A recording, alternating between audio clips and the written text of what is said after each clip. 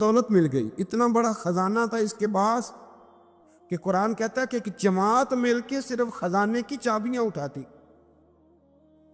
یعنی یہ معاذ اللہ کوئی گپ نہیں، یہ قرآن مجید نے بیان فرمایا کہ ایک جماعت مل کے صرف خزانے کی. تو حضرت سیدنا موسیٰ علیہ السلام نے کہا زکوٰۃ دو. زکوٰۃ کے معاملے میں لوگ ہیل و حجت سے کام لیتے، غریب ہو جاتے. اس کو کہا زکوٰۃ دو تو کہنے لگا آپ کی تو میرے مال پہ نظر ہے. اب نے فرمایا تو بڑا بیوقوف ہے، مال تجھے اللہ نے دیا ہے نا، اللہ کے رستے میں دے. یہ کام ذرا مشکل ہے کہ اس کو بار بار کہا تو اس نے نہ بجائے اس کے کہ وہ مال دیتا، اس نے حضرت موسیٰ پہ الزام لگا دیا. ایک عورت کو تیار کر کے لایا. یہ الزاموں والا کیس سنتے آ رہے ہیں آپ کہاں تک؟ حضرت یوسف پہ بھی لگا، جناب مریم پہ بھی لگا، حضرت سیدنا موسیٰ کلیم پہ بھی لگا، اور حضرت عیسیٰ پہ بھی. سارے ہوئے نا الزامات. آپ کیا بات کرتے ہیں؟ الزام لگانا، بہتان ترازی کرنا، اور ہمارے یہاں اچھی بات دل سے پھیلتی ہے، بری خبر وہ جلدی پھیل جاتی. ایک عورت کو تیار کر کے لایا معاذ اللہ تعالیٰ حضرت موسیٰ پر الزام لگانے کے لیے. اور جب وہ بی بی آپ کے سامنے لا کے کھڑی کی تو حضرت موسیٰ نے جلال فرمایا تجھے قسم ہے اللہ کی عزت کی، سچ سچ بتا معاملہ کیا ہے. تو وہ خاتون کانپنے لگی، کہنے لگی میں موسیٰ کلیم کے سامنے کیسے کھڑی ہو سکتی؟ مجھے تو اس نے پیسے دے کے تیار کیا، مجھے اس نے مجھے پیسے دے کے تیار کیا، اور بڑی اس نے مجھے تکلیف دی ہے. یہ جب کہا تو حضرت موسیٰ علیہ السلام رونے لگے کہ تو سارا کچھ کرتا پر میری سفید چادر پہ داغ تو نہ لگانے کی کوشش کر. آپ رونے لگے. آپ یقین کریں لوگ تکلیف دیتے ہیں بعضوں کا، ایسی بات کرتے ہیں جس کا کوئی وجود نہیں ہوتا. تو یہ کچھ لوگ کر دیتے ہیں لیکن وہ سمجھتے نہیں. کہتے ہیں آپ حوصلہ کریں، آپ درویش ہیں. حضرت موسیٰ سے بڑا درویش کون ہوگا؟ کلیم تھے نا اللہ کے، بڑا جگرا ہے نا. لیکن رو پڑے، کہنے لگے تجھے ایسا نہیں کرنا چاہیے. کہنے لگے اللہ اب اسے سزا دے. تو رب کریم نے اس کے سارے ساز و سامان سمیت اسے زمین میں دھنسا دیا. وہ زمین میں غرق ہو گیا اپنے خزانے سمیت. امام اعظم ابو حنیفہ رحمۃ اللہ تعالیٰ علیہ کچھ لوگ حسد کرنے لگے تو ایک عورت ایک دفعہ آ گئی، کہنے لگی کوئی مسئلہ پوچھنا ہے. یہ بڑا کٹھن سا معاملہ ہوتا ہے، جو آدمی جو کام کر رہا ہوتا ہے وہی روپ دھار لیتے. مسئلہ کچھ نہیں، اندر آئی تو باہر سے شور ہو گیا. لوگ آ گئے، کوتوال کو بلا لیا، معاذ اللہ امام صاحب کے پاس بی بی ہے، جیل میں لے گئے، سویرے فیصلہ کریں گے. رات کو ساری رات امام اعظم نے نماز پڑھی، ساری رات، اور کہنے لگے اے اللہ اب تو میں بوڑھا ہو گیا، اس حال میں اب ان سوالوں کا جواب دوں گا. وہ عورت بھی ساتھ بند تھی، اس عمر میں ان سوالوں کے جواب یار بڑا مشکل ہوتا ہے. اللہ اکبر. اس عمر میں امام صاحب رو رہے تھے تو اس عورت کا دل نرم ہو گیا. امام صاحب سے کہنے لگی مجھے غلطی ہو گئی، میں نے پیسے کسی سے پکڑ لیے تھے. حضور آپ تو اللہ کے نیک بندے.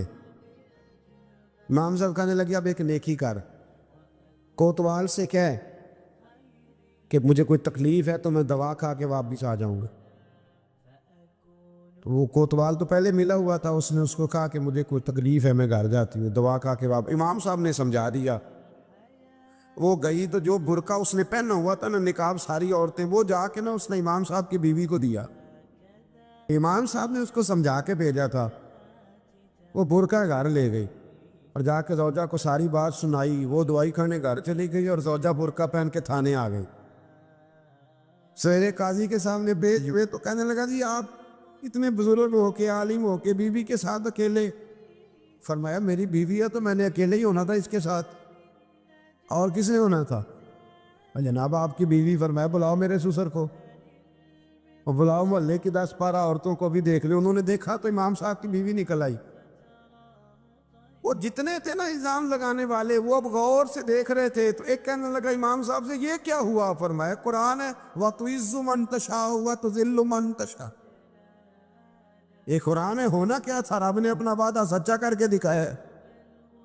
تو اس نے بھی الزام لگایا، پھر سزا یہ ملی کہ وہ ہمیشہ کے لیے زمین میں دھنستا۔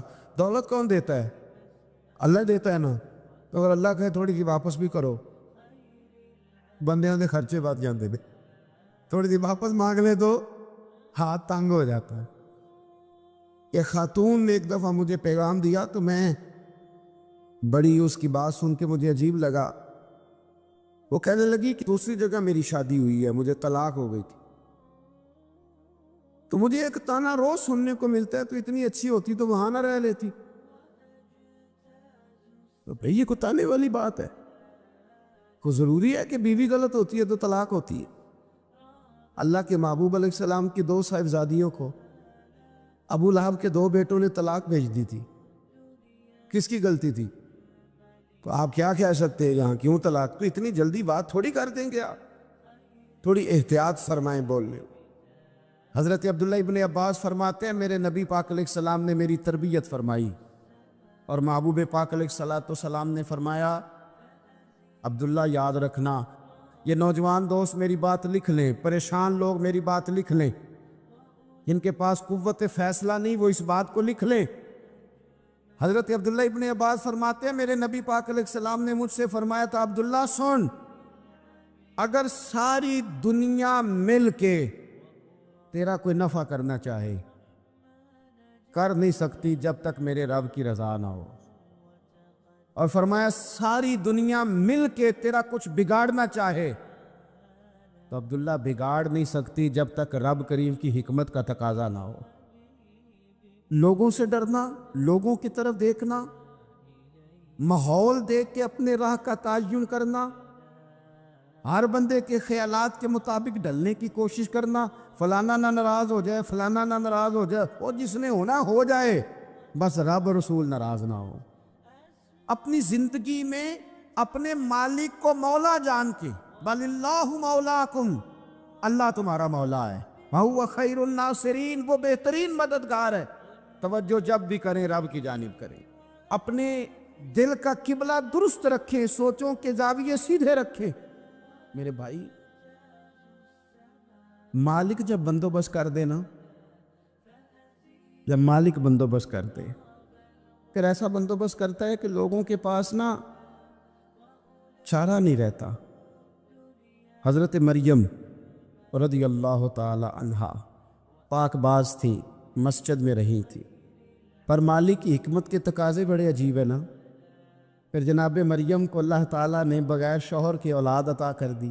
یہ بات یہ ایسی تھی، کسی نے کہا تھا کہ مخلوق تو فنکار ہے اس درجہ کے پل بھر میں سنگے در کعبہ سے بھی اصنام تراشے، تم کون ہو کیا چیز ہے داغ کبابی، لوگوں نے تو مریم پہ بھی الزام تراشے۔ تو لوگوں نے کہا کدھر سے لے آئی بچہ، تیرا باپ تو ایسا نہیں تھا، کہاں سے لے آئی؟ اللہ کرے میں آپ کو سمجھا سکوں، ذرا اپنے آپ کو وہاں کھڑا کریں کہ ایک پاک باز عورت، پاک باپ کی بیٹی، طیب ماں کی بیٹی، اور اللہ کے گھر میں پرورش پانے والی خاتون، ایک وہ وقت اور ایک یہ وقت کہ اس عورت کو کٹہرے میں کھڑا کر کے پوچھا جا رہا ہے کہ معاذ اللہ تیری گود میں بچہ جائز نہیں ہے، کہاں سے لائی ہے؟ اب خود سے صفائیاں بندہ کتنی کو دے، کتنی کو وضاحتیں کرے۔ اور میں نے تو اپنی زندگی میں دیکھا ہے زیادہ وضاحت دینے والے کو بھی لوگ جھوٹا سمجھنے لگ جاتے ہیں، زیادہ وضاحت دینے پر بھی لوگ کمزوری کا اظہار سمجھتے ہیں کہ کمزور پڑ گیا۔ آپ صلح کی کوشش کرتے ہیں، سامنے والا بزدل سمجھ لیتا ہے، زیادہ وضاحتیں بھی کمزور کر دیتی ہیں۔ اب حضرت مریم کو کٹہرے میں کھڑا کر کے کہا بچہ کس کا ہے؟ تو پھر خدا بندوبست جب کرے، اللہ جب مددگار ہو، تو پھر حضرت مریم کی گواہی درختوں سے نہیں دلوائی، اس نے پتوں سے نہیں دلوائی، پھر فرشتے نہیں بھیجے۔ حضرت مریم کہنے لگی مجھ سے نہ پوچھو، وہ جو پنگوڑے میں ہے اسی سے پوچھ لو، ان سے پوچھو نا، وہ کون ہے پوچھ لو، ان سے کر لو سوال۔ انہوں نے کہا پنگوڑے میں چند دنوں کا بچہ یہ جواب دے گا؟ مددگار تھا رب، ان کی برات کا اعلان کرنا تھا مالک نے، اور جب مالک اعلان کر دے، جب مالک تیری صفائی دینا چاہے، جب مالک تجھے دنیا کے سامنے نکھارنا چاہے تو پنگوڑے میں لیٹے حضرت عیسیٰ بول کے کہنے لگے انی عبداللہ آتانی الکتاب، فرمایا میں اللہ کا بندہ ہوں، رب نے مجھے کتاب عطا کر کے نبی بنا کے دنیا میں بھیجا ہے، میں اللہ کا بندہ ہوں، کتاب لے کے آیا ہوں، نبی بن کے آیا ہوں۔ پھر پنگوڑے سے اعلان ہو گیا، پھر بچہ بول پڑا، اور یہ ایک دفعہ نہیں بات ہوئی۔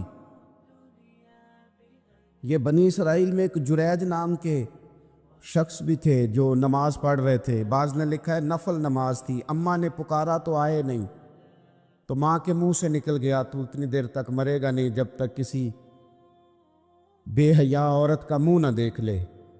تو وہ عبادت گزار تھے، لیکن لوگوں نے ان کی عبادت، ریاضت، پرہیزگاری کو نہیں دیکھا، بس ایک عورت کو بھیج کے الزام لگوا دیا۔ وہ عورت آیا جایا کرتی تھی، اب آ جاتی ہیں عورتیں، مسئلہ پوچھنے کی نیت سے بھی آ جاتی ہیں۔ ماحول میں کچھ جگہ ایسی بھی ہیں جہاں عورتیں دم کرانے کے بہانے آ جاتی ہیں۔ وہ خاتون آتی جاتی تھی، اس خانقاہ پہ، آستانے پہ، یہ بخاری میں موجود ہے، پھر اس نے کہا میری گود میں جو بچہ ہے یہ انہی کا ہے۔ مجھے بتائیں کیسے بندہ وضاحت دے؟ حالات خراب ہو گئے، لوگ کٹیا جلانے لگے، ماحول اور طرح کا بن گیا۔ میرے نبی پاک علیہ الصلوۃ والسلام فرماتے ہیں پھر اس رب کے بندے نے کہا مالک تو کریم ہے، تیری مشیت کا تقاضا آیا جو میری ماں نے جملے بولے تھے، اور اب میں وضاحت دینے کے قابل نہیں رہا، اب تو ہی کرم کرے گا تو دروازہ کھلے گا۔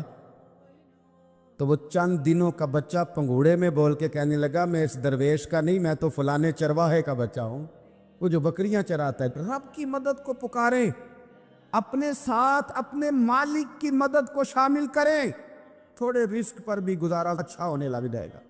سارے لوگ آپ کو گرانے کی تدبیریں کر رہے ہوں گے اور مالک آپ کو عزتیں عطا فرما دے گا، اس کی بارگاہ سے حکمت کا تقاضا اور ہو جائے گا۔ ہم نے ساری زندگی لوگوں کو راضی کرنے میں گزار دی، ساری زندگی بڑھاپا آ گیا بچوں کو پالتے، اور بچوں نے آخری عمر میں کہہ دیا ابا اگر کوئی ڈھب کا کام کر لیتے تو آج ہمارے دن بھی پھر نہ جاتے۔ ساری زندگی گزار دی بہن بھائیوں کو راضی کرنے میں، ساری زندگی گزار دی ذمہ داریاں اٹھانے میں، ان کو 99 دفعہ دیا، ایک دفعہ نہیں دیا تو انہوں نے کہہ دیا تو نے تو کبھی دیا ہی نہیں، تو تھا ہی نہیں۔ ساری زندگی محلے داروں، علاقے والوں کو راضی کرنے میں گزار دی۔ اور میں نے ایسے لوگ بھی دیکھے دین کے لیے وقت گزارا، لیکن جب بڑھاپے میں دانت کام نہ کرتے تھے تو وقت کے مفتیوں کو بھی مسجدوں کی کمیٹیوں نے کہہ دیا اب آپ کی سمجھ نہیں آتی، ہم نے خطیب کو یور رکھنا ہے، نہ دیکھو دنیا کی طرف، دنیا رلا دیتی ہے، نہ راضی کرو بندوں کو، بندے تھکا دیتے ہیں، نہ پیچھے بھاگو ہر وقت دنیا داروں کے، یہ انسان کو کمزور کر دیتے ہیں۔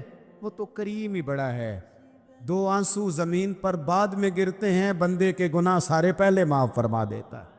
اللہ کی مدد کا حصول، اپنے مالک کی مدد کی طرف بڑھنا، آپ کو بدر کی جنگ بھی یہی درس دے گی، آپ کو احد کا میدان بھی یہی سبق دے گا، فتح مکہ بھی یہی سبق دے گا۔ میرے دوستو، جب رب مدد فرمائے، جب اللہ مددگار بنے، دوستوں سے ایک بات اکثر کرتا ہوں، میں کہتا ہوں کہ جتنے درد سے آپ امیر کو اپنی کہانی سناتے ہیں نا، اور جس طرح آپ کے آنسو بات کرنے سے پہلے گر جاتے ہیں کہ غریب ہیں، بچیاں ہیں، کاروبار نہیں، او میرے سنگیو، اس سے آدھے آنسو اپنے رب کی بارگاہ میں بکھیرو، اس کے حضور عرض گزار ہو جاؤ، اس سے طلب کرو۔ ایک وقت انسان پر زندگی میں ایسا آتا ہے کہ اسے یوں محسوس ہوتا ہے کہ میرا سایہ بھی ذرا سا پیچھے ہٹ گیا ہے، اسے یوں لگتا ہے کہ میں کسی سہارے پہ ہاتھ ڈالتا ہوں تو وہ بھاگ جاتا ہے مجھ سے، لیکن مالک کی بارگاہ ایسی عظیم بارگاہ ہے، رب رسول کے آستانے اتنے بڑے ہیں کہ آپ جب وہاں کشکول طلب دراز کرتے ہیں تو جھولی پھیلانے میں دیر لگتی ہے، ان کو بھرنے میں تو کوئی دیر نہیں لگتی۔ ہم نے اپنا سوچ کا قبلہ ہی دنیا کو بنا لیا ہے، یہ جو اللہ والوں کی مدد ہے یہ تو ہے نہیں، اللہ ہی کی مدد ہے، لیکن یہ جو سیٹھوں کی طرف توجہ کرنا، نوابوں کی طرف توجہ کرنا، دنیا داروں کی طرف توجہ کرنا اور اپنا مزاج اس طرح کا بنا لینا، یارو گردن کو جھکا دیتا ہے خیرات کا پتھر، جہاں میں مانگنے والوں کے سر کبھی اونچے نہیں ہوتے۔ اور اقبال کہتے ہیں غیرت ہے بڑی چیز جہان تگ و دو میں، پہناتی ہے یہ فقر کو تاج سردارا۔ میں عرض کروں گا کہ اپنی آپ جب توجہ کا قبلہ اللہ رسول کو بنائیں گے تو رب فرماتے ہیں وَيَرْزُقْهُ مِنْ حَيْثُ لَا يَحْتَسِبُ، میں نہ تجھے وہاں سے رزق دوں گا جہاں سے کبھی تیرا گمان بھی نہیں گیا ہوگا، کہ یہاں سے بھی مل سکتا ہے، تو نے سوچا بھی نہیں ہوگا۔ بخاری شریف میں حدیث ہے، حضرت جابر ابن عبداللہ فرماتے ہیں نبی پاک صلی اللہ علیہ وسلم نے 300 لوگوں کا ایک لشکر روانہ کیا کسی مہم کے لیے، کسی جہاد کے لیے۔ حضرت ابو عبیدہ بن جراح رضی اللہ تعالیٰ عنہ امیر لشکر تھے۔ فرماتے غربت اتنی زیادہ تھی، بھوک اتنی زیادہ تھی کہ ایک ایک کھجور دن میں ایک وقت کھانے کو ملتی تھی، اور کچھ دن ایسے آئے کہ اب کھجور بھی نہیں مل رہی۔ فرماتے اتنی زیادہ بھوک لگی مجاہدین کو 300 بندہ پتے کھا کے گزارا ہونے لگے۔ یہ بخاری میں موجود ہے۔ آپ فرماتے کہ دریا کے کنارے ہمارا پڑاؤ تھا، ٹھہراؤ تھا، جب بھوک سے نڈھال ہو گئے نا وَيَرْزُقْهُ مِنْ حَيْثُ لَا يَحْتَسِبُ، اللہ وہاں سے روزی دیتا ہے، گمان بھی نہیں ہوتا۔ فرماتے ہیں ایک مچھلی اللہ تعالیٰ نے دریا کے کنارے بھیجی، فرماتے ہیں وہ تھی تو مچھلی پر پہاڑ جتنی تھی۔ بخاری میں لفظ ہیں، حضرت جابر ابن عبداللہ رضی اللہ تعالیٰ عنہ فرماتے ہیں 300 آدمی 18 دن تک اس مچھلی کو کھاتے رہے، مچھلی ختم ہی نہیں ہوئی۔ مچھلیاں نہیں، مچھلی کہتے ہیں 18 دن 300 بندہ کھاتا رہا، مچھلی ختم ہی نہیں ہوئی۔ اور فرماتے ہیں کہ اس کی ہڈی نکال کے، کانٹا کہیں گے آپ اپنی زبان میں، کہتے ہیں وہ نکال کے تو اس کو کھڑا کیا جب، تو اونٹ کجاوے سمیت اس کے بیچ سے گزر جاتا تھا، 2 اس کے کانٹے جوڑے۔ فرماتے ہیں وہ اس کا گوشت ہم کھاتے تھے اور اس کی چربی بطور تیل کے ہم جسموں پہ ملتے تھے، بیماروں کو اس سے سکون آتا تھا، تندرستی شفا ہوتی۔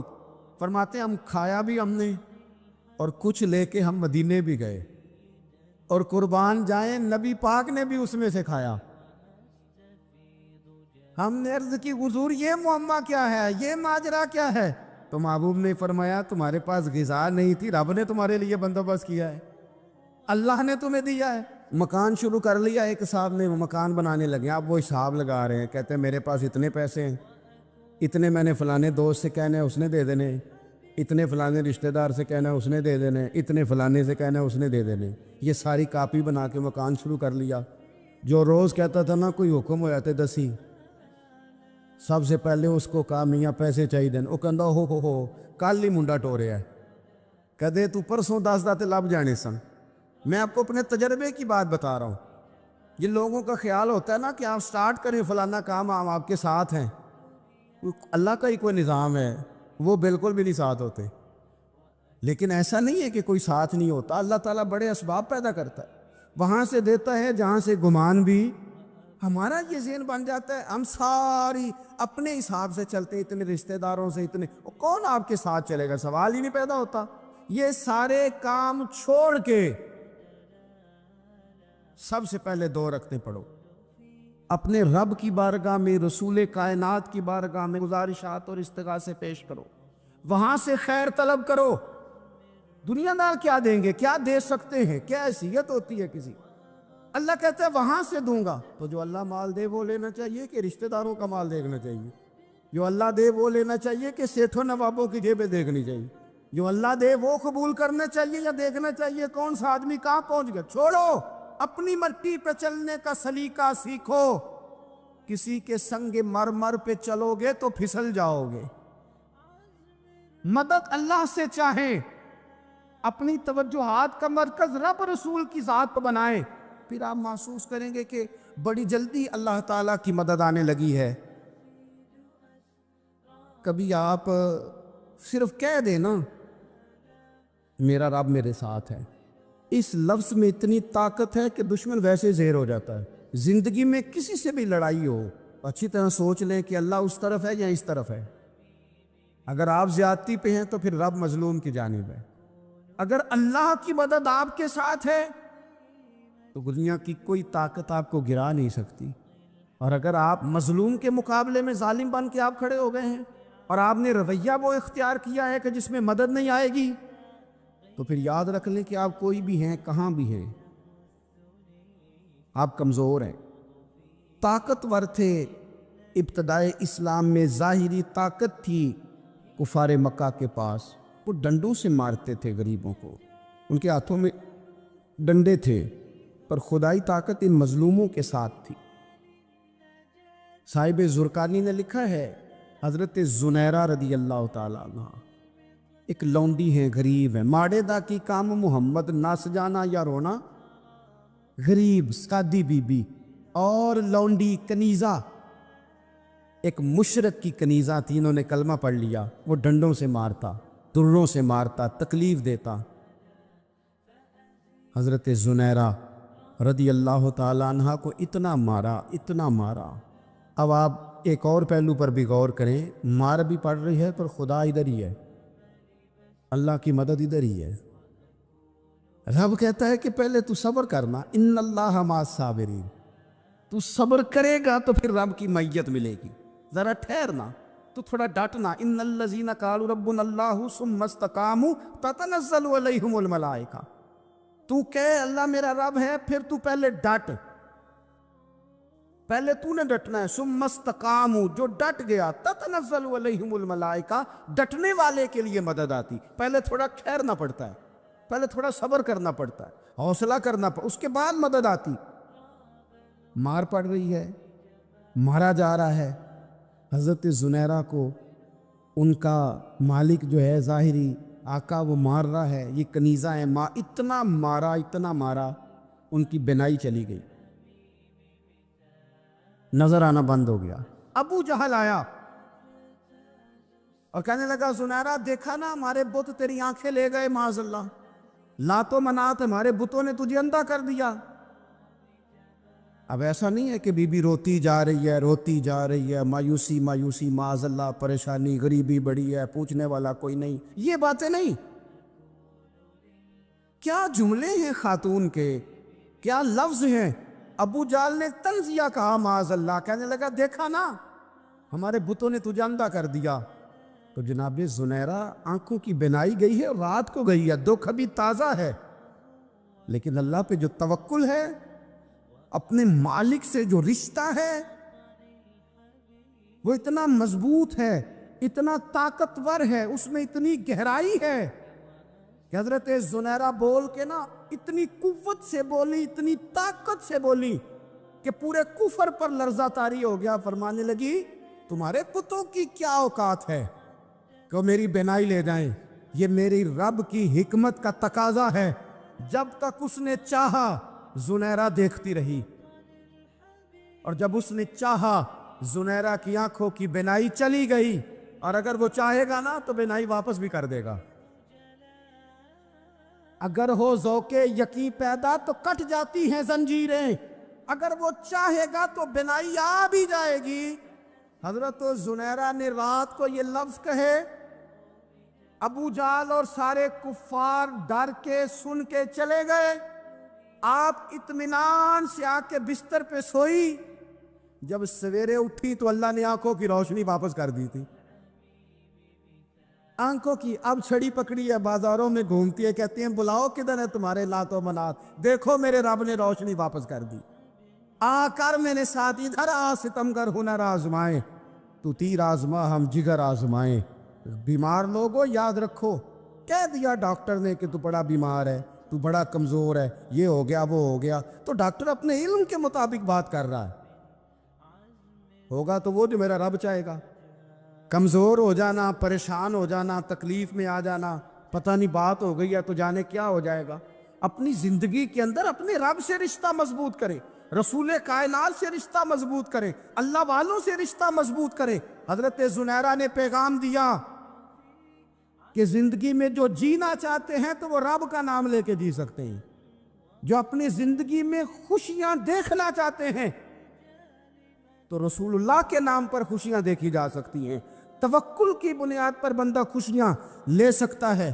اور اگر انسان میں توکل نہیں ہے تو پھر وہ اس کالے جادو سے بھی ڈر رہا ہے, وہ نیلے سے بھی ڈر رہا ہے, وہ پیلے سے بھی ڈر رہا ہے, وہ فلانے سے بھی ڈر رہا ہے, وہ میرے خلاف فلانا رشتہ دار سازش کر رہا ہے تو ڈر رہا ہے, فلانا میرے بارے میں یہ کر رہا ہے تو ڈر رہا ہے, وہ پتہ نہیں دنیا ادھر ہو جائے گی تو کیا ہو جائے گا, اٹھ باندھ کمر کیوں ڈرتا ہے. پھر دیکھ خدا کیا کرتا ہے. تو اس ساری گفتگو کا نچوڑ آپ کو یہ عرض کیا ہے. سب سے پہلے تو یہ کہ میدانوں میں مدد بھی اللہ کی, رزق میں مدد بھی اللہ کی, فصلیں خشک ہوں تو مدد پھر بھی اللہ کرے تو پھر ساری مدد, اور اگر انسان بیمار ہو تو پھر بھی مدد اللہ کی. تو اپنے اللہ کی جانب توجہ کو بڑھائیں, آپ اللہ سے مدد کے سوالی بنیں. ترمذی کی ایک حدیث ہے, میں آپ کو زندگی کا تجربہ بتاتا ہوں کہ جب میں بڑا پریشان ہوتا ہوں تو یہ والی روایت کھول لیتا ہوں, مزہ دیتی ہے. میرے نبی پاک علیہ السلام نے فرمایا اپنے دکھ سیٹھوں نوابوں کو نہ کہنا, مالداروں کا نہ کہنا, ورنہ اللہ تمہیں کبھی غنی نہیں کرے گا. فرمایا اپنے دکھ اپنے رب کی بارگاہ میں عرض کرنا, جلدی کرے یا دیر سے کرے اللہ تمہیں لوگوں سے بے نیاز کر دے گا, اللہ تمہیں غنی کر دے گا. رات کو بیٹھو نہ اس کی بارگاہ میں. امام غزالی سے کسی نے پوچھا تھا, امام غزالی سے, کہ حضور اللہ کا بندے سے راضی ہونا کمال ہے یا بندے کا اللہ سے راضی ہونا کمال ہے؟ تو امام غزالی مسکرائے, فرمانے لگے رب تو بڑا ہی مہربان ہے, وہ تو بڑی جلدی راضی ہو جاتا ہے. وہ تو مسجد میں آ کے توبہ کرے تو اللہ راضی, کسی یتیم کے سر پہ ہاتھ پھیرو تو اللہ راضی, وہ تو کسی اندھے کو رستہ دکھایا تو اللہ راضی ہو گیا, وہ تو طوائف نے کتے کو پانی پلایا تو اللہ. امام صاحب فرمانے لگے یہ بندہ ہے جو اللہ سے راضی نہیں ہوتا. جس کے پاس اولاد نہیں وہ کہتا ہے چلو ایک بیٹی مل جائے تو میں راضی ہوں, بیٹی مل گئی تو کہتا اب ایک بیٹا بھی ملے تو پھر راضی ہوں, پھر کہتا ہے یہ دونوں اچھی تعلیم حاصل کر لے تو پھر میں راضی ہوں, پھر کہتا ہے یہ بہت زیادہ پیسے کمائے تو پھر میں راضی ہوں. بہرحال راضی ہوتا, لیکن جو راضی ہو جاتا ہے نا, اللہ اکبر, جو اللہ سے راضی سکھی بڑا رہتا ہے, سکون میں بڑا رہتا ہے, مطمئن بڑا رہتا ہے. جو سمجھ لیتا ہے نا کہ جو میرے رب نے بہتر سمجھا وہ میرے اللہ نے مجھے. میں کبھی کبھی سوچتا ہوں کہ یار حضرت بلال حبشی نے کوئی عہدہ نہیں مانگا ساری زندگی, انہوں نے نہیں کہا مجھے بھی ایک صوبے کا گورنر بناؤ میری بھی خدمات ہے, مجھے بھی وزیر خزانہ بناؤ میرا بھی کچھ بنتا ہے. ایک دفعہ نہیں کہا سیدنا بلال حبشی رضی اللہ تعالیٰ عنہ نے کہ میری بھی کوئی ڈیوٹی ایسی ہونی چاہیے کہ مجھے چلو سپہ سالار ہی بنا دیا جائے. ساری زندگی مسجد میں جھاڑو دیا تو اسی پہ راضی رہے, ساری زندگی محبوب کے مہمانوں کا لنگر پکایا تو اسی پہ راضی رہے, ساری زندگی میرے محبوب علیہ السلام کے بچوں کی نوکری کی تو اسی پہ راضی رہے, راضی بالرضا رہے. حضرت سیدنا موسیٰ علیہ السلام نے عرض کی کوہ طور پہ جا کے, مولا میری قوم پوچھتی ہے کہ کوئی ایسا کام بتا جو ہم کریں تو ہم سے راضی ہو جائے.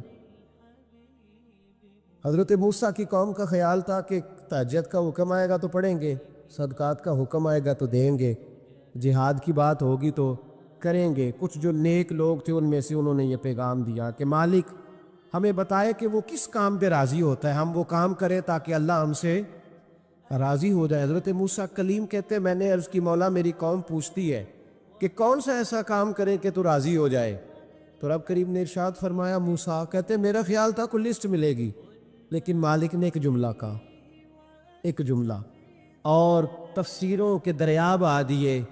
عرش کے مالک نے فرمایا موسیٰ ان سے کہو جا کے کہ وہ مجھ سے راضی ہو جائے, میں ان سے راضی ہو جاؤں گا, مجھ سے راضی ہو جائے. بندے اللہ سے راضی ہی نہیں راضی ہوتے, اللہ کی رضا پہ راضی رہیں, مالک کے فیصلوں میں اپنے دل میں کوئی بوجھ محسوس نہ کریں, اپنی زندگی اللہ کے فیصلوں. دیکھیں نا جو ماں باپ اللہ نے بڑے اچھے سمجھے وہ ہمارے لیے پسند کی, وہ اللہ نے ہمارے لیے جو اس نے ہمارے حق میں بڑے, جو بہن بھائی اللہ کرے آپ کو سمجھ آئے, جو بہن بھائی اس نے ہمارے حق میں بڑے اچھے سمجھے وہی بہن بھائی اس نے ہمیں عطا کیے. جس بیوی کو اس نے ہمارے گھر کے گلشن میں بہتر سمجھا اس کو لا کے اس نے ہمارے آنگن میں بٹھایا, اور جو اولاد اس نے ہمارے لیے باعث افتخار سمجھی، وہ اولاد اس نے ہمیں عطا فرمائی۔ حضرت نوح علیہ السلام کا بیٹا کافر ہو گیا، پر کسی جگہ انہوں نے شکوہ نہیں کیا کہ مالک یہ کافر کیوں ہوا۔ اللہ کے قبضے میں ہے نا دل، پھیر سکتے ہیں نا، مقلب القلوب ہے، لیکن حضرت نوح نے دعا اللہ کی رضا پر راضی رہے، سمجھو کہ میرے حق میں جو بہتر تھا مالک نے وہ چیز مجھے عطا کر دی۔ ہم یہ سوچتے ہی نہیں کہ ہمیں نہیں پتا ہمارے حق میں بہتر کیا ہے، ہمارے رب کو پتا ہے۔